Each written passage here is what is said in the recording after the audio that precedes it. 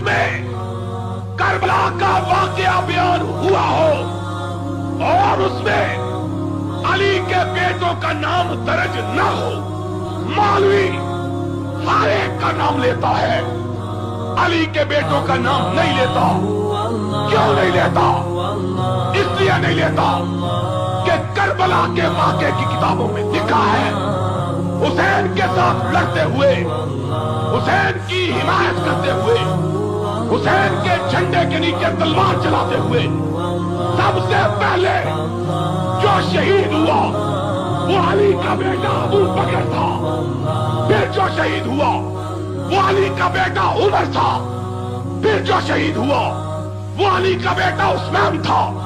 नाम इसलिए नहीं लेते कि अगर अबू बकर, उमर और उस्मान के नाम आएंगे सुनने वाले कहेंगे इनसे तो दुश्मनी थी, अली ने इनके नाम पे अपने बेटों के नाम क्यों रखे?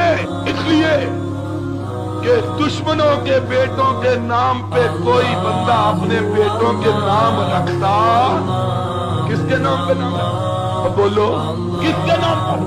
दोस्तों के बेटों पर पूछेगा, रोता हुआ होश में आ जाए ये अबू बकर कहां से, ये उमर, ये उस्मान। फिर सबका नाम लेते हो, हसन के बेटों का नाम क्यों नहीं लेते? करबला के जो शहीद हुए उनमें हसन का बेटा अबू बकर था, हसन का बेटा उमर था, हसन का बेटा उस्मान था।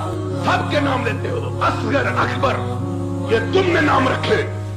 जाओ किसी पुरानी मोतबर किताब में असगर अकबर का नाम दिखाओ। जानते हो नाम क्यों रखे?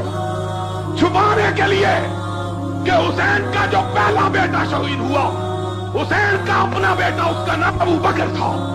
हुसैन का जो दूसरा बेटा शहीद हुआ उसका नाम उमर था। हुसैन का तीसरा बेटा शहीद हुआ उसका नाम उस्मान था।